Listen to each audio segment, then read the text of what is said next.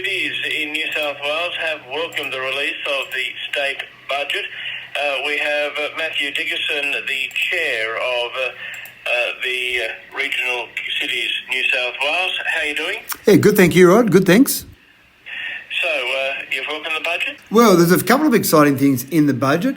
One of the things that we've been working on for some time with the state government, and I'm pleased to see that it actually is in the budget, is some regional skilled migration. Now, one of the things that we've talked about often is that we have a shortage across the entire state, but in particular in some of the regional cities across the state, where we just don't have enough workers to fill some of the positions. So when you talk to employers in many regional cities, they're screaming out for more employees in particular areas and particular skills, and that's limiting the capacity of those particular businesses to be able to deliver what they need to deliver.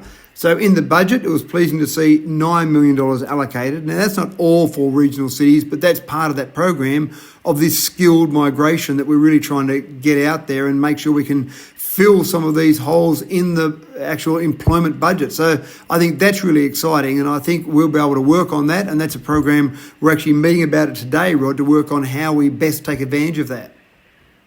Well, that is good news. We need to get more people out this way. There's so much we can talk on out of the New South Wales budget and some benefits for the local areas. One other is investment in regional roads. Yeah, roads. I'm actually in Canberra at the moment at the National General Assembly, which is a conference for all councillors from across the nation. And everyone I talk to, no matter where it is in the nation, you talk about some of the major issues they've got. Roads are some of those major issues. So you've got that investment that you're talking about there. You've got a whole range of different parts there, but $201 million has been set aside for fixing country bridges, fixing local roads. That's obviously really important. You've got $193 million for priority upgrade of regional roads. So they're ones that are transferred to the state. So you've got even $60 million for fixing country rail program. And some of the railway sleepers, especially out around the Canamble area, for example, around here, you've got somewhere in those where you've got sleepers, the rail lines that are over 100 years old. And so you've got slow speed limits on some of those tracks there. So fixing some of those country rail areas is really important. It's amazing in this day and age we're talking about still fixing rail. They're such a vital, important part of our local communities. Yeah, you're exactly right. But it is something that if we can get that rail right, and obviously inland rail is progressing as well, if we can get that rail right, we can take some of that transport off the roads, put it on rail, and that helps protect those roads that we've got now. All right, and $1.9 billion for renewable energy infrastructure. Yeah, so that's pretty exciting as well. There's a huge amount of investment in that whole renewable energy piece.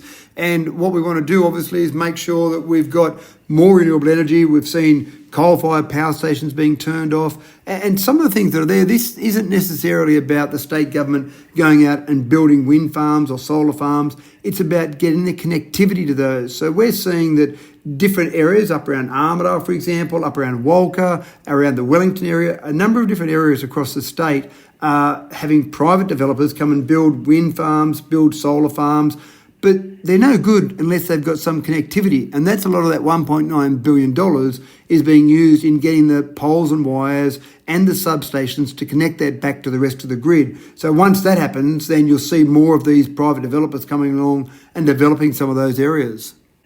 Chair of Regional Cities New South Wales, Mathew Dickerson, thanks for your time today. My pleasure, Rod. Always good to chat.